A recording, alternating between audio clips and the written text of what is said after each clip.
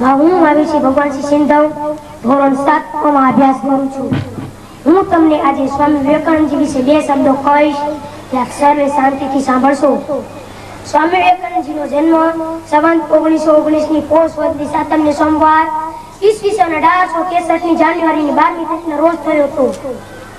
સ્વામી વિવેકાનંદના પિતાનું નામ વિશ્વનાથ અને માતાનું નામ ભુવનેશ્વરી દેવી હતું।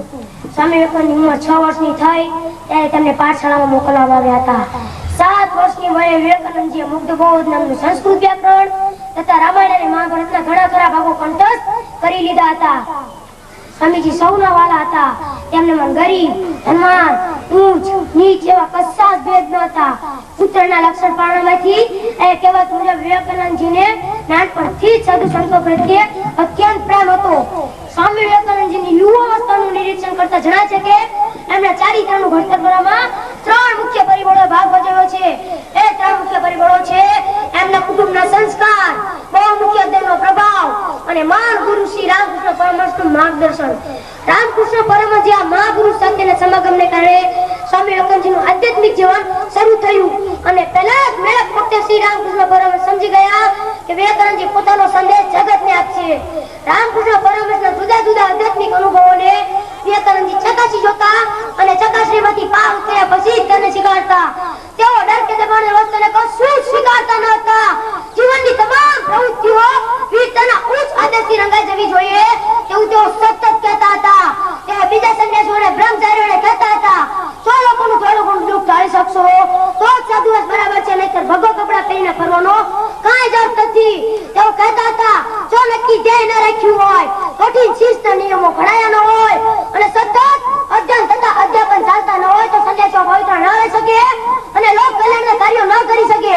સ્વામીજીએ પોતાના જીવન દરમિયાન કાશીપુર, વરાનગર, હિમાચલ પ્રદેશ, દિલ્હી, ગુજરાત, મહારાષ્ટ્ર વગેરે જગ્યાએ પરિભ્રમણ કર્યું। તેઓએ ભારત દેશની બહાર પણ અમેરિકા, ઇંગ્લેન્ડ, યુરોપ વગેરે જગ્યાએ પોતાનો ગુરુનો સંદેશો પહોંચાડવા પ્રવાસો ખેડ્યા હતા। સ્વામીજીએ તેમના જીવનમાં એક મોટું અને મહત્વનું કામ કર્યું છે કે આજે પણ સુરક્ષા નોંધાયેલ છે।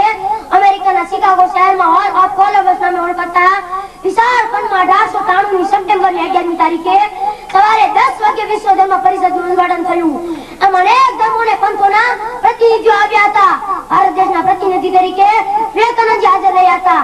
સ્વામીજીએ પોતાના ભાષણ દરમિયાન હિન્દુ ધર્મનું સમગ્ર સ્વરૂપ રજૂ કરીને એમણે પછીની પ્રજાને હિન્દુ ધર્મ વિશે નવી દ્રષ્ટિ આપી અને ભારતીય સંસ્કૃતિનું વિશ્વમાં ગૌરવ વધાર્યું અને કહ્યું, વિશ્વમાં શ્રદ્ધા ધરાવતા પહેલા મનુષ્યમાં શ્રદ્ધા ધરાવતા શીખો।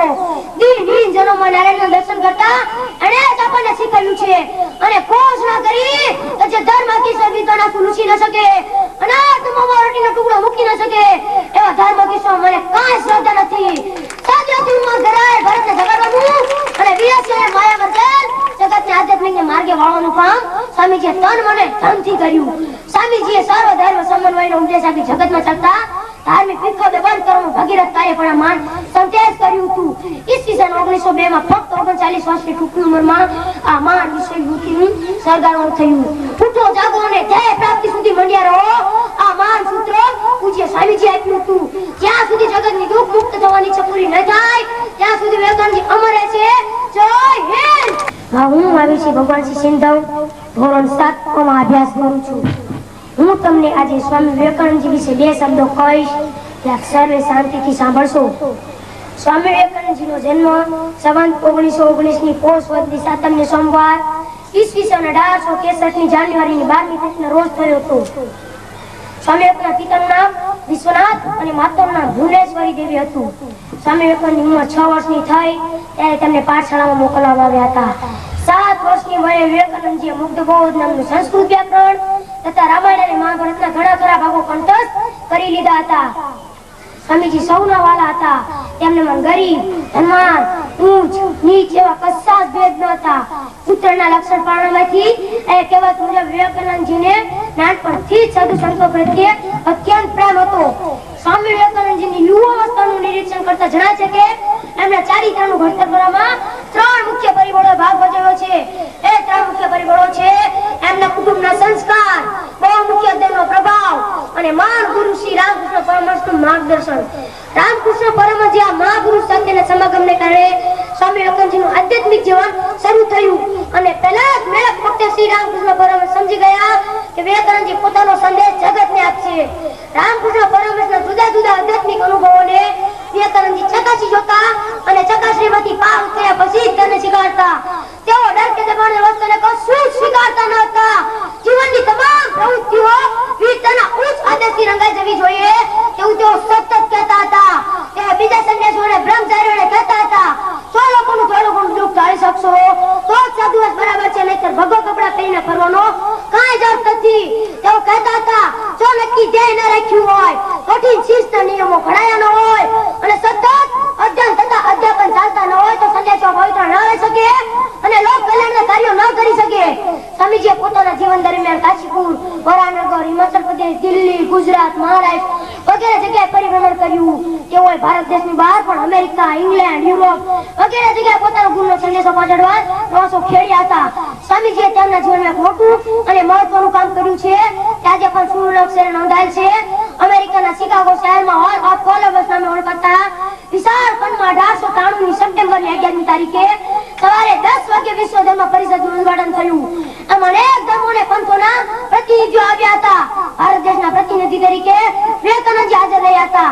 સ્વામીજીએ પોતાના ભાષણ દરમિયાન હિન્દુ ધર્મનું સમગ્ર સ્વરૂપ રજૂ કરીને એમણે પછીની પ્રજાને હિન્દુ ધર્મ વિશે નવી દ્રષ્ટિ આપી અને ભારતીય સંસ્કૃતિનું વિશ્વમાં ગૌરવ વધાર્યું અને કહ્યું, વિશ્વમાં શ્રદ્ધા ધરાવતા પહેલા મનુષ્યમાં શ્રદ્ધા ધરાવતા શીખો. દિનહીન જનોમાં નારાયણના દર્શન કરતા એણે જ આપણને શીખવ્યું છે અને ઘોષણા કરી કે જે ધર્મ કિશોર વિદ્વાના લૂછી ન શકે, અનાથ મોમાં રોટીનો ટુકડો મૂકી ન શકે એવા ધર્મ કિશોર મને કાંઈ શ્રદ્ધા નથી. સાધ્યથી ઉંમર ધરાય ભારતને જગાડવાનું અને વિરાશીને માયા વર્જન જગતને આધ્યાત્મિકને માર્ગે વાળવાનું કામ સ્વામીજીએ તન મને ધનથી કર્યું. સ્વામીજીએ સર્વ ધર્મ સમન્વયનો ઉપદેશ આપી જગતમાં ચાલતા ધાર્મિક વિખોદે બંધ કરવાનું ભગીરથ કાર્ય પણ માન સંતેજ કર્યું હતું. ઈસવીસન 1902 માં ફક્ત 39 વર્ષની ટૂંકી ઉંમરમાં આ મહાન વિશ્વયુદ્ધનું સરગારવાનું થયું. ઉઠો, જાગો અને ધ્યેય પ્રાપ્તિ સુધી મંડ્યા રહો, આ મહાન સૂત્ર પૂજ્ય સ્વામીજી આપ્યું હતું. જ્યાં સુધી જગતની દુઃખ મુક્ત થવાની ઈચ્છા પૂરી ન થાય ત્યાં સુધી વિવેકાનંદજી અમર રહેશે. જય હિન્દ. હું આવી છે ભગવાન શ્રી સિંધવ, ધોરણ 7 માં અભ્યાસ કરું છું.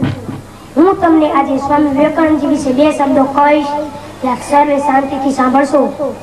સ્વામી વિવેકાનંદજીનો જન્મ સંવત 1919 ની પોષ વદ 7 સોમવાર ઈસવીસન 1863 ની જાન્યુઆરીની 12મી તારીખના રોજ થયો હતો.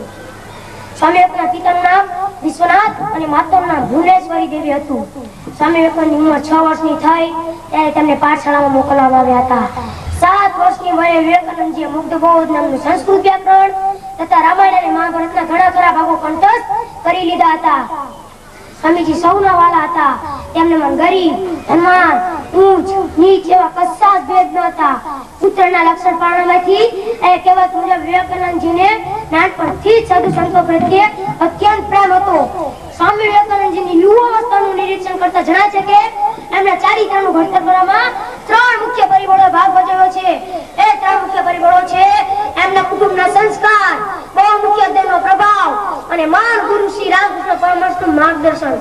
રામકૃષ્ણ પરમહંસ આ મહાપુરુષ સાથેના સમાગમને કારણે સ્વામી વિવેકાનંદજીનું આધ્યાત્મિક જીવન શરૂ થયું અને પહેલા જ મેળક વખતે શ્રી રામકૃષ્ણ પરમહંસ સમજી ગયા કે વિવેકાનંદજી પોતાનો સંદેશ જગતને આપશે. રામકૃષ્ણ પરમહંસના જુદા જુદા આધ્યાત્મિક અનુભવોને વિવેકાનંદજી ચકાસી જોતા અને ચકાસણીમાંથી પાર થયા પછી જ તેને સ્વીકારતા. તેઓ ડર કે દબાણને વસ્તુને કશું સ્વીકારતા ન હતા. જીવનની તમામ પ્રવૃત્તિઓ વીરતાના ઉચ્ચ આદર્શથી રંગાઈ જવી જોઈએ તેવું તેઓ સતત કહેતા હતા. તેઓ બીજા સંન્યાસીઓને બ્રહ્મચારીઓને કહેતા હતા, 100 લોકોનું થોડું ઘણું દુઃખ ટાળી શકશો તો જ સાધુવાસ બરાબર છે, નહીંતર ભગવો કપડા પહેરીને ફરવાનો કાંઈ જ અર્થ નથી. તેઓ કહેતા હતા, જો નક્કી ધ્યેય ન રાખ્યું હોય, કઠિન શિસ્ત નિયમો ઘડાયા ન હોય અને સતત અધ્યયન તથા અધ્યાપન ચાલતા ન હોય તો સંન્યાસીઓ પવિત્ર ન રહી શકે અને લોક કલ્યાણના કાર્યો ન કરી શકે.